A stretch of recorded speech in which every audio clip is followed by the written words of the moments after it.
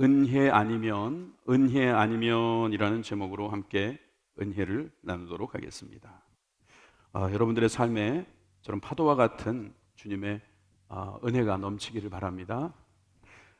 우리들의 삶에 은혜가 있기 때문에 우리는 이 자리에 있습니다.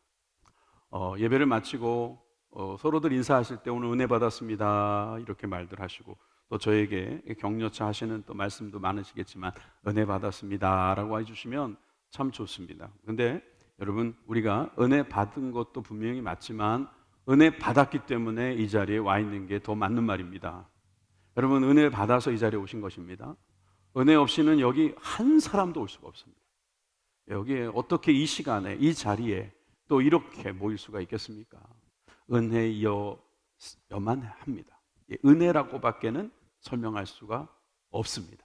여러분, 기독교의 정수라 할 수 있는 이 은혜라는 말씀은요, 종교개혁에 있어서도 솔라그라티아라고 해서, 여러분, 솔라그라티아라고 하는 이 은혜, 오직 은혜라고 하는 것은 우리들이 하는 행동, 그래서 다시 말하면 교회의 어떤 규칙, 아니면 뭐 교회라는 건물, 아니면 교회의 성직, 뭐 이런 것으로 우리가 구원받는 것이 아니라 오직 은혜로 받는다.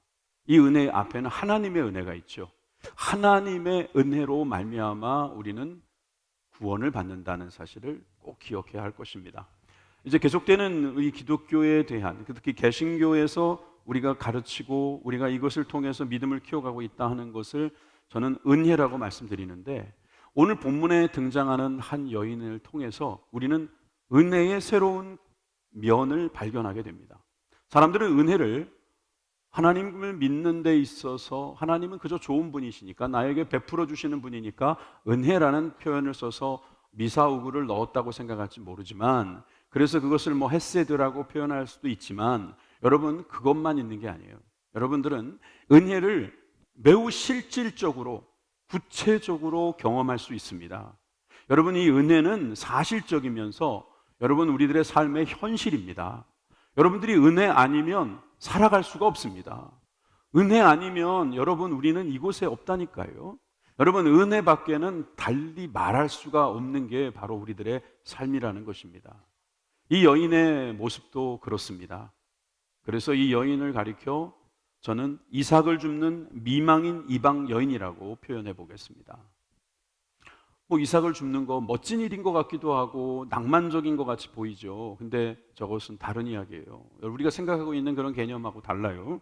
그리고 미망인은 당연히 아시다시피 남편을 잃은 겁니다. 남편이 없는 거예요. 그리고 이방 여인, 뭐 우리가 알다시피 유대인들에게 있어서는 이방인이라 하는 것이 그저 불쌍히 여길 뿐이지 같은 형제라고 생각하지 않는, 완전히 타인이라고 생각하는 사람입니다. 그런데 이 여인이 지금 우리들에게 있어서 은혜를 가르쳐주는 도구가 되었습니다. 룻에 대해서 조금 더 이야기를 할 필요가 있습니다. 여러분, 이 룻이라는 여인은 이방 여인이라고 했는데 구체적으로 모압 사람입니다. 그 여인을 이렇게 우리가 만나게 된 배경은 또 이렇습니다.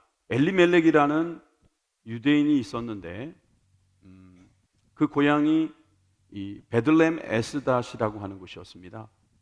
그런데 거기 흉년이 드니까 사해를 건너가기만 하면 모압이 있거든요. 모압에 가서 거기서 흉년을 피해 살고 있었습니다. 거기서 아이도 낳았습니다. 나오미라는 여인과 같이 이민 같은 걸 갔는데 거기서 흉년을 맞이하게 된 것입니다. 돌아오면 되잖아요. 그런데 돌아올 때는 전혀 다른 사람이 돌아오는 겁니다. 남편이 죽었습니다. 또 그곳에 갈 때 같이 갔는지 모르겠는데 아들 둘이 있었고, 그 아들 말론과 기련이라는 아들도 죽었습니다. 이유는 자세히 안 나와 있지만 아버지와 그리고 그 아들, 다시 말해 남편과 그 형제가 없는 가운데서 식구가 있어요. 이걸 또 다른 말로 군식구라고 말할 수도 있어요. 어찌 보면 불행하고 참담한 가정입니다. 아들 둘이 결혼을 했습니다. 아들 둘이 결혼을 해서 자식을 못 낳습니다. 그런데 아들은 죽었습니다. 며느리만 남은 거예요. 그 며느리도 모압에다 두고 나오고 싶지만 모압이 흉년이기 때문에 피난 나오듯이 나왔겠죠. 이렇게 나오미와 며느리 둘, 오르바와 룻이라고 하는 여인이 나오게 됐어요. 근데 이 룻이 특별한 이유는 함께 나왔던 오르바라는 여인은 사실 룻과 다른 행동을 했기 때문입니다. 나오미가 그랬습니다. 시어머니의 말은 이렇습니다. 여기 와서 살 길이 없다. 여자들끼리 무슨 일을 하겠냐. 그러니 돌아가라. 너희들이 아직 젊고 자식들도 없으니 새로 시작해라. 그랬더니 둘째 며느리는 돌아갑니다. 슬프지만 마음 아프지만 살기 위해 돌아갑니다. 그런데 첫째 며느리 말년의 아내 룻은 돌아가지 않겠다는 거예요. 그러면서 그가 남긴 말이 기가 막힌 말입니다. 자, 룻기에 있어서 룻의 신앙 고백을 들을 수 있는 이 중요한 대목을 함께 읽도록 하겠습니다. 룻기 1장 16절 후반부 같이 읽습니다. 시작. 어머니께서 거하시는 곳에 나도 가고 어머니께서 머무시는 곳에서 나도 머물겠나이다. 어머니의 백성이 나의 백성이 되고 어머니의 하나님이 나의 하나님이 되시리니. 노란색으로 표시한 어머니의 백성이 나의 백성이 됩니다. 어머니의 나라에 나도 살기 원합니다. 그런데 또 어머니의 하나님, 나의 하나님이라고 말할 때는 어머니가 믿는 하나님 나도 믿습니다 이 말입니다. 그죠? 하나님께서 그의 백성으로 삼은 그 나라에 나도 함께 속하고 싶습니다. 내가 이제 다시 이 나라의 사람이 되고 싶고 어머니가 믿는 믿음 갖고 싶습니다. 이제 그런 고백입니다. 그러면 되잖아요. 그죠? 근데 이게 그러면 되는 문제가 아니에요. 당시 이야기를 우리가 종합해 보면 성경의 곳곳에서 발견되는 것이나 또 여러 기록들을 보게 되면 이방인들이 개종하는 것은 불가능한 일은 아니었습니다. 그런데 여자는 안 됩니다. 남자만 되는 거예요, 개종이. 뭐 그런 게 다 있나 하실지 모르겠는데 일단 한 가지 예로 느헤미야 시대에는요, 이방인 여인과 결혼한 남자가 있다면 그 이방인 부인은 다 돌려보내라고 했습니다. 그 이유는 이렇습니다. 이방인 여인이 그 집에 들어오게 되면 모국어를 잊을 수가 있다는 거예요. 그리고 여호와 신앙을 버려버릴 수가 있다는 거죠. 뭔가 신앙 회복을 위한 목적이었겠지만 이방인 여인들 다 돌려보내라. 그랬으니 이방인 여인은 개종할 수 없다라는 말이 어느 정도 먹히는 겁니다.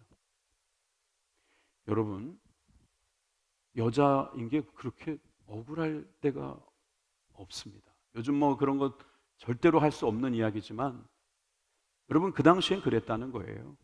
게다가 이 여인이 어느 나라 사람이라고 했습니까? 모압 사람이라고 했어요. 여러분, 이 신명기 23장 3절에 보니까 암몬 사람과 모압 사람은 여호와의 총회에 들어오지 못한다라는 말을 여러분 꼭 기억하십니까? 모압 사람은 절대로 개종할 수 없다는 이야기예요. 그런데 룻기는 이걸 정면으로 어떻게 보면 반박하는 것이고 한번 개혁해 보겠다는 이야기가 되는 거죠. 나의 어머니 하나님이 나의 하나님이 되겠다라고 그가 신앙 고백을 하면 그녀가 아무리 모압 사람이라 할지라도 하나님께서 그 총회, 다시 말해서 그 공동체 안에 들어오게 하시지 않았느냐라고 하는 내용입니다. 여러분, 남편을 잃은 미망인 여인이 남편도 없이 그 새로운 나라에 와서 받아주지도 않는 그런 곳에 가서 그가 신앙을 가져보겠다. 정말 대단한 것입니다. 근데 이런 대단한 믿음이 어디서 나왔을지 저는 모르겠습니다. 아니, 담임 목사가 모르면 누가 아냐 그러실지 모르겠는데 정말 모르겠습니다. 어떻게 이런 고백을 할 수가 있을까? 그저 살기 위해서 그랬을까? 아니요. 지금부터 계속되는 이야기 속에서 룻은요, 다른 여인들과 다른 모습을 보여주기도 합니다.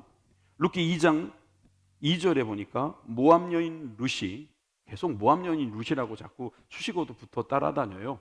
나오미에게 이르되 원하건대 내가 밭으로 가서 내가 누구에게 은혜를 입으면 그를 따라서 이삭을 줍겠나이다. 매우 구체적이지 않습니까? 어디 가서 먹을 것이라도 얻어올게요. 이런 말이 아니에요. 내가 누군가에게 은혜를 입을 수 있을 것이라는 어떤 상상을 하고 있어요. 그리고 그를 따라가겠다는 구체적인 말도 합니다. 그리고 뭘 가져오겠다고요? 이삭을 줍겠다고 말합니다. 그랬더니 나오미가 그래라, 따라 이제 며느리가 아니죠. 딸이 됐습니다. 가라. 갑니다. 당당합니다. 비굴하지 않습니다. 뭔가 받아올 걸 받아오러 나가는 사람같이 나갑니다. 그리고 3절에 보니까 3절에 룻이 배는 자를 따라다녔다라고 말을 하죠.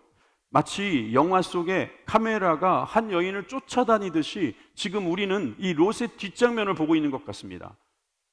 곡식을 베는 사람 뒤에서 떨어뜨린 이삭을 줍고 다니는 이 룻.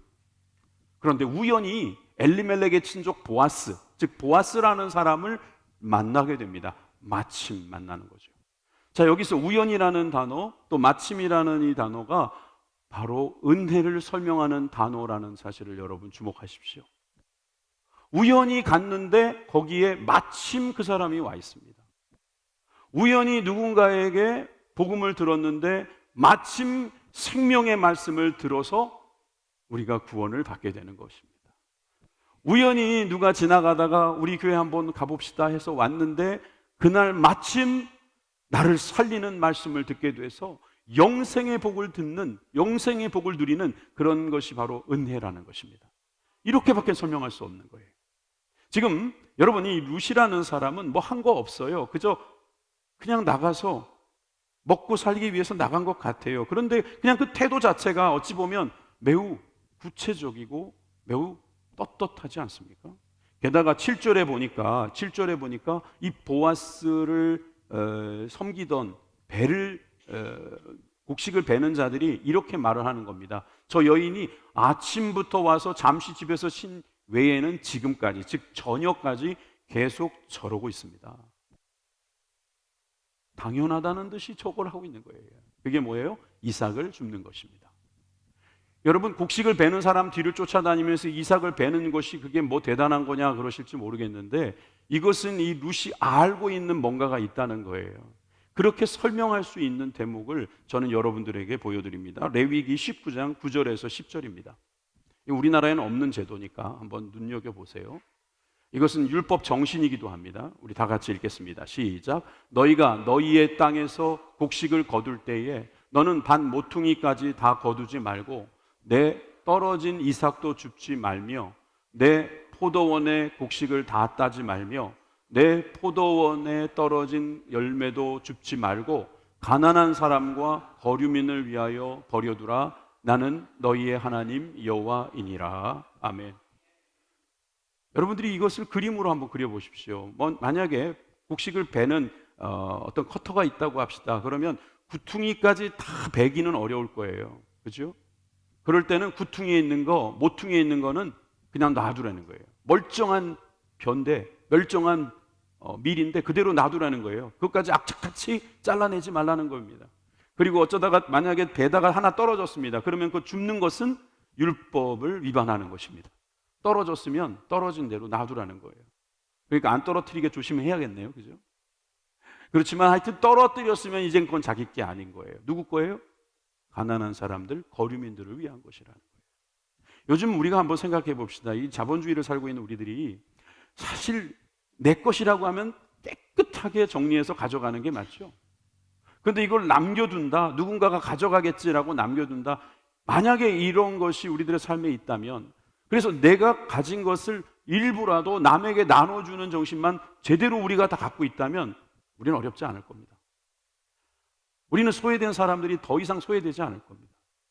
우리는 악착같이 내 것을 다 가져가려고 하고 내 거라고 챙기려고 하고 깨끗하게 한다는 이유로 남이 가져갈 것까지 다 정리하고 있는 건 아닐까요? 그런데 여러분, 놀랍게도 이 룻은 이 내용을 알고 있었던 거예요. 그러니까 거기 쫓아다니면서 누구도 뭐라 할 수 없다는 걸 알고 있었습니다. 그러니 여러분, 이 룻은 그 마음속에 하나님의 말씀이 들어가 있는 사람이라는 거예요. 말씀을 알고 나는 하나님을 믿겠다라고 말하고 하나님을 따르겠다라고 말한 거예요. 이 말씀은, 이 이야기는 여러분, 우리가 이 요한복음 8장 31절을 살아갔던 모습입니다. 너희가 내 말에 거하면 참으로 내 제자가 될 것이다. 여러분, 룻이 율법을 알고 그 말씀대로 거했습니다. 가난하다고 한탄하거나 죽을 일만 찾고 있는 것이 아니라 말씀 속에 들어있는 하나님의 구원책을 가지고 그는 주님께로 갔던 거예요. 그러니까 진리를 알게 되죠. 진리가 그들을 자유롭게 했던 것입니다. 하나님의 말씀은 우리에게 자유를 줍니다. 하나님의 말씀이 우리 가운데 들어오면 우리가 다 자유함을 누리게 될 것을 믿으시기 바랍니다. 자, 오늘 저는 은혜에 대한 이야기를 하고 있습니다. 룻은 은혜가 아니면 굶어 죽을 수 있는 사람이었는데 그 은혜를 어떻게 알았습니까? 말씀을 통해서 알았던 겁니다. 말씀을 믿고 따라다니면서 그곳에서 주시는 것을 받았던 거예요. 여러분, 이렇게 된 사람은요, 하나님의 말씀 안에 사는 사람이자 모든 것이 합력하여 선을 이루는 사람입니다. 로마서 8장 28절의 말씀을 다 같이 한번 읽어봅시다. 우리가 알거니와 하나님을 사랑하는 자고 그의 뜻대로 부르심을 입은 자들에게는 모든 것이 합력하여 선을 이루느니라. 아멘. 하나님의 방법은요, 합력하는 방법이에요. 그래서 선을 이루어 주시는 거예요. 그래서 함께 살 수 있는 길을 열어주시는 거예요. 어떤 사람이 그 길을 갈 수 있을까요? 하나님의 말씀대로 사는 사람이, 바로 사랑하는 사람이 그 삶을 살아가게 될 줄 믿습니다. 여러분들이 우연히 경험한, 그래서 마침 들은 그 말씀을 통해서 하나님께서 예비하신 그 은혜 안으로 들어가는 축복의 삶이 되기를 주님의 이름으로 축원합니다. 자, 그렇게 되니까 8절 9절의 말씀에서 보아스의 고백도 들을 수 있어요. 보아스가 룻에게 이르되 내 딸아 들으라. 여기서 애칭이겠죠. 아직도 소녀 같고 그러니까 딸처럼 부른 거죠. 들으라, 이삭을 주우러 다른 밭으로 가지 말고 여기서 떠나지 말고 나의 소녀들과 함께 있으라. 그들이 베는 밭을 보고 그들을 따르라. 내가 그 소년들에게 명하여 너를 건드리지 말라 하였느니라. 목이 마르거든 그릇에 가서 소년들이 기러 온 것을 마실지니라 하는지라. 하나님께서 보아스에게 마음을 열게 하시더니 다른 밭에 가지 말고 여기에서 이삭을 주어도 된다라고 허락하고 따라다니면 좋겠다라고까지 말하고요. 또 자기 종들에게는 그녀를 건드리지 말라고, 또 너희들이 준비한 물도 함께 나눠 먹으라고 이야기를 해주고 있는 거예요. 여러분, 이게 바로 은혜입니다. 하나님은요, 은혜를 이렇게 구체적으로 주십니다. 여러분들이 받은 그 모든 하나님의 사랑을 여러분 세워보십시오. 받은 복을, 받은 은혜를 한번 세워보십시오. 자, 그러면 이렇게밖에 말할 수 없을 겁니다. 10절, 룻이 보아스에게 고백하는 겁니다. 룻이 엎드려 얼굴에 땅에 대고 절하며 그에게 이르되 나는 이방 여인이거늘 당신이 어찌하여 내게 은혜를 베푸시며 나를 돌보시나이까. 나는 이방 여인 아닙니까? 나는 쳐다보지 않아도 되는 사람이에요. 그냥 율법대로 그것만 버리고 하면 되는데 나에게 어떻게 더하는 은혜를 주셨습니까? 여러분, 제가 더하는 은혜라고 했나요? 저 은혜라는 말은 히브리어로 헨이라고 합니다.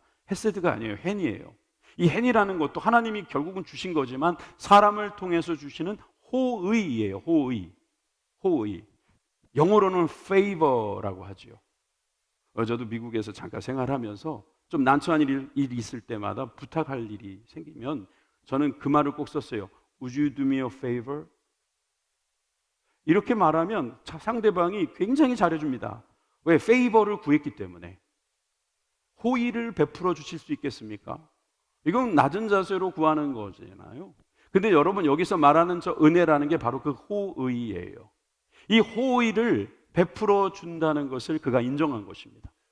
여러분, 이렇게 인정하는 이 호의, 여러분, 이 호의를 제대로 받은 사람이 누구냐면 바로 노아입니다. 창세기 6장 8절에 보니까 그러나 노아는 여호와께 은혜를 입었더라. 여기서 말하는 은혜도 헨이에요.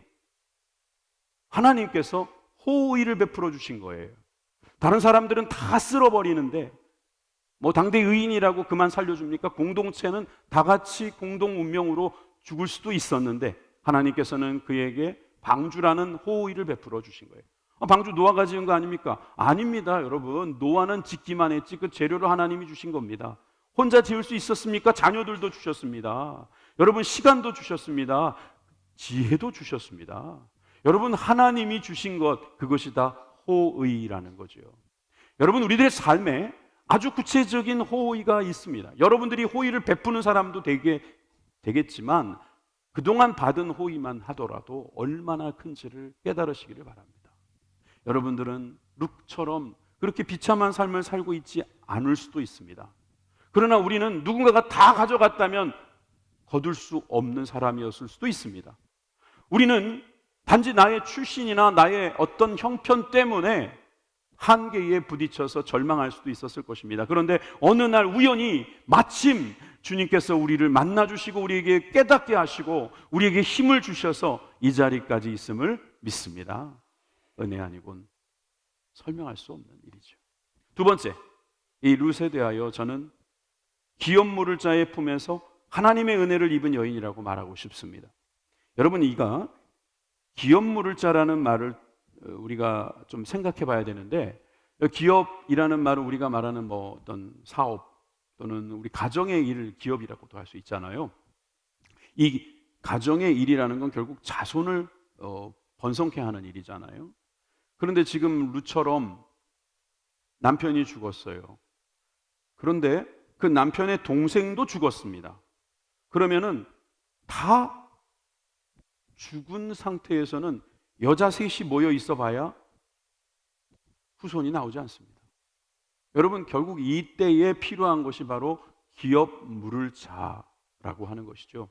그래서 성경에 보면 이 기업 물을 자가 여러 번 나오는데 룻기 2장 20절에 보니까 보아스에 대하여 그가 기업 물을 자라고 하는 표현을 씁니다. 기업 물을 자라는 말은 우리나라 말로는 길지만 히브리어로는 고엘이라고 합니다. 다시 말해서 구속한다 이 말이에요. 뭔가 대신 지불해 준다는 거예요. 그래서 만약에 형수가 남편을 잃으면 그 밑에 동생이 그 형수의 삶을 살아주는 거예요, 같이. 그렇게 해서 생명을 연장해주고 또 후손을 만들어주는 일에 그 당시에는 그 일들을 했던 것을 볼 수 있습니다. 뭐 이건 히브리 민족만의 제도는 사실 아니었던 것 같긴 합니다. 그런데 이 고엘이라는 제도, 이 기업 물을 자에 대한 제도를 통해서 이제 룻은 나오미의 며느리에서 이제는 그의 딸이 되고 그 딸이 됨으로 인해서 보아스라고 하는 기업 물을 자를 만나는 은혜를 계속 경험하게 됩니다. 13절입니다. 룻이 그에게 이르되 내 주여 내가 당신께 은혜를 입기 원하나이다. 나는 당신의 하녀 중에 하나와도 같지 못하오나 당신이 이 하녀를 위로하시고 마음을 기쁘게 하는 말씀을 하셨나이다. 여러분, 룻이 감동한 거죠. 이 보아스가 자기에게 베풀어 주신 그 호의에 대하여 너무 감사한 나머지 나는 당신께 은혜를 입기 원하나이다 하고 자기가 받은 은혜를 인정하고 더 그 은혜까지 받아들이려고 하는 마음을 열고 있는 겁니다. 그리고 그에게 위로해줬다, 마음을 기쁘게 해줬다라고 말합니다. 사실 이방 여인 누가 쳐다보겠습니까? 부담될 겁니다. 이방 여인 괜히 데리고 들어왔다가 정말 내 인생 혹시 망치는 거 아니냐, 이런 생각 누구나 할 수 있을 텐데, 여러분이 나오미에 대하여 보아스가 호의를 가질 수 있었던 것은 하나님의 은혜가 아니면 설명할 수가 없어요. 이 세상에는 누구나 다 사랑받을 수는 없기 때문입니다. 성경에 아주 대놓고 사랑받지 못한 여인이 하나 있죠. 아니, 문자적으로 사랑받지 못했다 이렇게 쓰여 있는 여인이 있어요. 그게 누구냐면 레아라고 하는 사람입니다. 창세기 29장 31절에 보니까 여호와께서 레아가 사랑받지 못함을 보시고 그의 태를 여셨다 그랬어요. 그러나 라헬은 자녀가 없었다. 여러분, 저 레아라는 여인이 사랑받지 못했다라고 하는 것을 여러분들이 한번 생각해 보셨으면 좋겠어요. 레아의 남편은 누굴까요? 나중에 결혼하잖아요. 그러니까 야곱이라는 사람과 결혼하죠. 교회 오신 지 얼마 안 된 분들은 이 야곱은 어떻게 생각하시면 되냐 하면은 아주 부잣집에서 정말 둘 아들 있었는데 쌍둥이 아들인데 그 쌍둥이 아들 중에 동생 하나가요, 형한테 장자 그 권한을 빼앗으려고 팥죽으로 팔아먹고 도망가 버린 사람입니다. 외삼촌 집으로 피난을 갔어요. 그런데 그 외삼촌 집에 갔더니 어떻게 보면 사촌지간 아니겠습니까? 당시에는 외사촌 간에는 결혼할 수 있었던 것 같아요. 도착하자마자 딱 만난 사람이 바로 외삼촌 라반의 딸 라헬이라는 여인과 만나게 되고 첫눈에 반했어요. 그래서 7년 동안 일하면 주겠다 그래가지고 7년 동안 죽기 살기로 일을 해서, 여러분, 저 의지의 야곱은 결국 레아를 차지하는 줄 알았습니다. 결혼하고 그날 첫날 밤을 보내고 아침에 일어나 보니까 누구였어요? 레아였던 거예요. 아주 기가 막힌 막장 드라마가 하나 있잖아요. 어떡해요, 벌써 하룻밤 지냈는데. 근데 또 라반이 와서 더 부하가 치미는 소리를 하죠. 우리 지방에서는 형부터 가야 한다, 형부터 주는 법이 있다, 뭐 이런 식으로 스스로 막 만들어 가지고요, 결국 또 7년 동안 죽어라 일을 해가지고 라헬까지 이 야곱은 얻게 되지요. 자, 그런데 제가 좀 전에 보여드렸던 그 사실 그림 비슷한 거는요, 제가 이걸 설명하기 위해서요.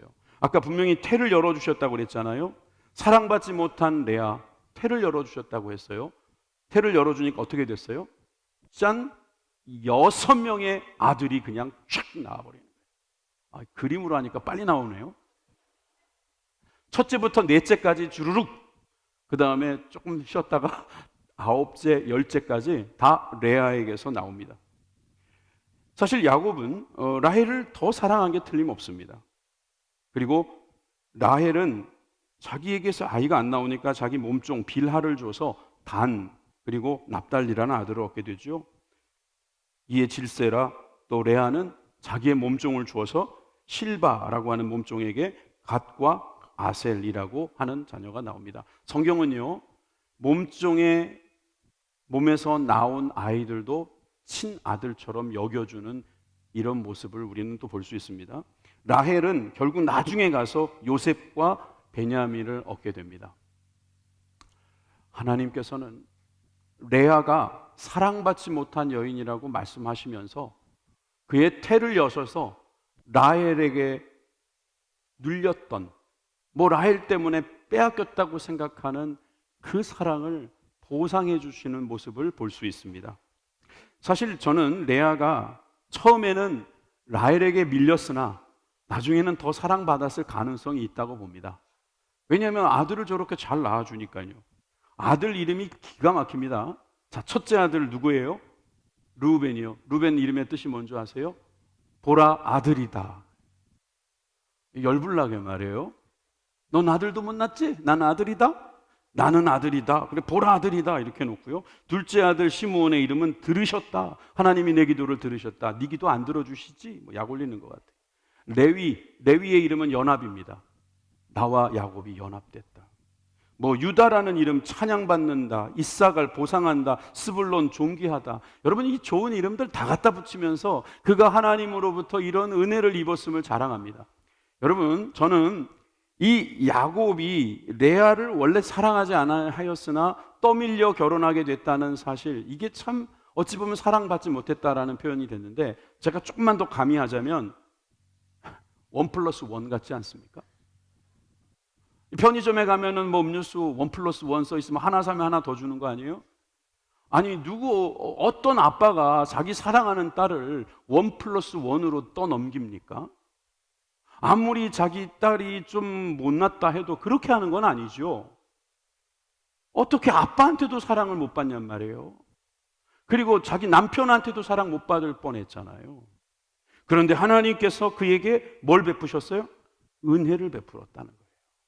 태를 열어주시고, 그리고 그의 마음에 믿음을 주시고, 그의 마음에 정말 그 가정에 정말 큰 일꾼이 되게 하셨어요. 여러분, 여기에 유다가 있었다는 사실을 아십니까?